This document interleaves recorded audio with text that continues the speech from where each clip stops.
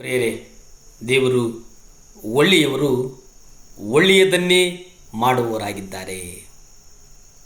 2 ಪೂರ್ವ ವೃತ್ತಾಂತ 3ನೇ ಅಧ್ಯಾಯ 1 ನೀವು ನೋಡಿ, ಅಲ್ಲಿ ದೇವರ ಆಲಯದ ಕುರಿತು ನಾವು ನೋಡುತ್ತೇವೆ. ತ್ಯಾಗದಿಂದ ಆಲಯವನ್ನು ಕಟ್ಟುವಂತಹ ಒಂದು ಪ್ರಕ್ರಿಯೆ ಕುರಿತಾಗಿ ನಾವು ಗಮನಿಸ್ತೇವೆ. ಸಂಪೂರ್ಣ ತ್ಯಾಗದ ಮನೋಭಾವವನ್ನು ಹೊಂದಿರತಕ್ಕಂಥ ಜನರು ಮಾತ್ರ ದೇವರ ಆಲಯವನ್ನು ಕಟ್ಟಲು ಸಾಧ್ಯ ಎಂಬುದನ್ನು ನಾವು ಅಲ್ಲಿ ಗ್ರಹಿಸ್ತೇವೆ. ಪ್ರಿಯರೇ, ರೋಮ 7ನೇ ಅಧ್ಯಾಯ 18-24 ನೋಡಿ, ಅಲ್ಲಿ ದೇವರು ಭಾಳ ಸ್ಪಷ್ಟವಾಗಿ ಹೇಳ್ತಾರೆ. ಅಲ್ಲಿ ಶರೀರದ ಸ್ವಭಾವಗಳು, ಒಳ್ಳೆಯದನ್ನು ಮಾಡೋದಕ್ಕೆ ಮನಸ್ಸು, ಅಯ್ಯೋ ನಾನು ಎಂಥ ನಿರ್ಗತಿಕನಾದಂಥ ಮನುಷ್ಯ, ಮರಣಕ್ಕೆ ಒಳಗಾದ ಈ ದೇಹದಿಂದ ನನ್ನನ್ನು ದೇವರು ನಡೆಸಿದ್ರಲ್ಲ, ಈ ದೇಹದಿಂದ ನನ್ನನ್ನು ಬಿಡಿಸುವವರು ಯಾರು ಅನ್ನುವುದಾಗಿ ನಾವು ನೋಡುತ್ತೇವೆ. ಶರೀರಾತ್ಮಗಳ ಕಲ್ಮಶವನ್ನು ತೊಲಗಿಸಿ ನಮ್ಮನ್ನು ಶುಚಿ ಮಾಡಿಕೊಂಡು ದೇವರ ಭಯದಿಂದ ಕೂಡಿದವರಾಗಿ ಸಂಪೂರ್ಣವಾಗಿ ಪವಿತ್ರರಾಗುವುದಕ್ಕಾಗಿ ದೇವರು ನಮಗೆ ಕರೆ ಕೊಡುತ್ತಾರೆ.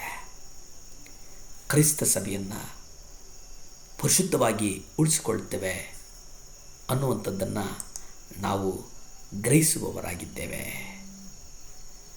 2 ಕೊರಿಂಥ 7ನೇ ಅಧ್ಯಾಯ 1 ನೀವು ನೋಡಿ, ಅತಿ ಪ್ರಿಯರೇ, ಈ ವಾಗ್ದಾನಗಳು ನಮಗಿರುವುದರಿಂದ ನಾವು ಶರೀರ ಆತ್ಮಗಳ ಕಲ್ಮಶದಿಂದ ನಮ್ಮನ್ನು ನಾವು ಶುಚಿ ಮಾಡಿಕೊಂಡು ದೇವರ ಭಯದಲ್ಲಿ ಪವಿತ್ರತ್ವವನ್ನು ಸಿದ್ಧಿಗೆ ತರೋಣ. ಸಭೆಯನ್ನು ಬಿರುವ ಸಭೆಯಲ್ಲಿ ಕಲ್ಪಿಸಲಾಗುವ ಪರಿಶುದ್ಧವಾದಂಥ ಸಿದ್ಧಾಂತಗಳನ್ನು ನಾವು ಗ್ರಹಿಸೋಣ. ದೇವಭಕ್ತಿಯನ್ನು ತೋರಿಕೆಗೆ ಮಾತ್ರ ತೋರಿಸಿಕೊಳ್ಳುವಂಥದ್ದಲ್ಲ, ದೇವರ ಭಕ್ತಿಯನ್ನು ನಾವು ಅನೇಕರಿಗೆ ಕಲಿಸಬೇಕಾಗಿದೆ. ದೇವರ ಮುಂದೆ ನಿನ್ನ ಕೃತ್ಯಗಳು ಸಂಪೂರ್ಣವಾದವುಗಳೆಂದು ಕಂಡು ಬರುವುದಿಲ್ಲ. ಪವಿತ್ರತೆ ಪ್ರಕಟಣೆಯಲ್ಲಿ ನಾವು ನೋಡುತ್ತೇವೆ. ನಾವು ಶೋಧನೆಯನ್ನು ಎದುರಿಸುವ ಕ್ಷಣಗಳಲ್ಲಿ ಯೇಸುವನ್ನು ನಮ್ಮ ಮಾದರಿಯಾಗಿ ನೋಡದಿದ್ದರೆ ನಾವು ಹಿಂಜರಿಯುತ್ತಿದ್ದೇವೆ ಎಂಬುದಾಗಿ ನಮಗೆ ಅರಿವಾಗ್ತದೆ.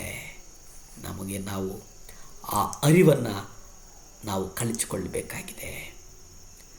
ನಮ್ಮ ಬದುಕು ಒಪ್ಪಿಸಿಕೊಡಬೇಕಾಗಿದೆ. ದೇವರು ನಮ್ಮ ಜೀವಿತದಲ್ಲಿ ಉಪಕಾರಗಳನ್ನು ಮಾಡಿದ್ದಾರೆ. ಉಪಕಾರಗಳು, ಅತ್ಯುತ್ತಮವಾದಂಥ ಉಪಕಾರಗಳನ್ನು ಮಾಡಿದ್ದಾರೆ. ಆದರೆ ನಾವು ನಮ್ಮ ನಾಲಿಗೆಯನ್ನು ನಿಯಂತ್ರಣದಲ್ಲಿಡಬೇಕಾಗಿದೆ. ದೇವರ ವಾಕ್ಯವನ್ನು ಪ್ರೀತಿಸಬೇಕಾಗಿದೆ. ಒಬ್ಬರನ್ನೊಬ್ಬರು ಪ್ರೀತಿಸಬೇಕಾಗಿದೆ. ಸೈತಾನನ್ನು ಜಯಿಸಬೇಕಾಗಿದೆ. ದೇವರ ಕೃಪೆಯಲ್ಲಿ ಜೀವಿಸಬೇಕಾಗಿದೆ. ಶಿಷ್ಯರ ಹೃದಯಗಳನ್ನು, ದೇವರ ಆಜ್ಞೆಗಳನ್ನು ನಮ್ಮ ಹೃದಯದಲ್ಲಿಟ್ಟುಕೊಂಡು ನಡೆಯಬೇಕಾಗಿದೆ. ಶಿಷ್ಯತ್ವಕ್ಕೆ ಬೆಲೆಯನ್ನು ಕಟ್ಟಬೇಕಾಗಿದೆ. ರೊಟ್ಟಿ ಮುರಿಯುವಿಕೆಯಲ್ಲಿ ಸಾಕ್ಷಿಗಳಾಗಿ ನಿಲ್ಲಬೇಕಾಗಿದೆ. ಯೇಸುವನ್ನು ಪೂರ್ಣ ಹೃದಯದಿಂದ ಹಿಂಬಾಲಿಸುವುದು ಬೇಕಾಗಿದೆ. ಯೇಸುವನ್ನು ಪ್ರೀತಿಸಿ ಅದರ ಹಾದಿಯಲ್ಲಿ ನಡೆಯಬೇಕಾಗಿದೆ. ಒಳ್ಳೆ ಮನಸ್ಸಾಕ್ಷಿಯನ್ನು ಇಟ್ಟುಕೊಳ್ಳಬೇಕಾಗಿದೆ. ನಿಷ್ಕಪಟವಾದ ಒಂದು ನಂಬಿಕೆಯನ್ನು ಉಳಿಸಿಕೊಳ್ಳಬೇಕಾಗಿದೆ. ಶುದ್ಧ ಹೃದಯದಿಂದ ಉಂಟಾಗುವಂಥ ಒಂದು ಪ್ರೀತಿಯನ್ನು ಗ್ರಹಿಸಬೇಕಾಗಿದೆ. ಯೇಸುವನ್ನು ದೀನತೆಯಲ್ಲಿ ಹಿಂಬಾಲಿಸಬೇಕಾಗಿದೆ. ನಮ್ಮಲ್ಲಿ ದೇವರ ಬಲದ ಬಗ್ಗೆ ಅರಿವನ್ನು ಮೂಡಿಸಬೇಕಾಗಿದೆ. ಯೇಸುವಿನಲ್ಲಿ ದೇವರ ಸಹಾಯ ಅನ್ನೋದರ ಕುರಿತು ನಾವು ತಿಳಿದುಕೊಳ್ಳಬೇಕಾಗಿದೆ.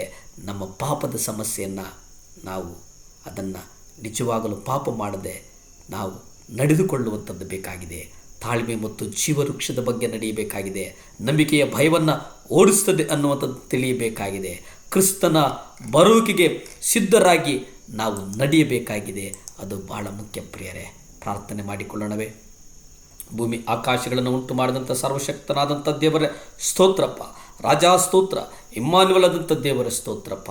ಅಪ್ಪ ದೇವ, ನಿನ್ನ ಭಯವನ್ನು ಕೊಡಯ್ಯ. ಮಕ್ಕಳು ಯಾರ್ಯಾರು ದೇವರೇ ವಿದೇಶಕ್ಕೆ ಪ್ರಯಾಣ ಮಾಡ್ತಾ ಇದ್ದಾರೋ, ಯಾರ್ಯಾರಿಗೆ ವಿಷ ಸಮಸ್ಯೆ ಆಗಿದೆಯೋ ಅಪ್ಪ ಸಹಾಯ ಮಾಡಪ್ಪ.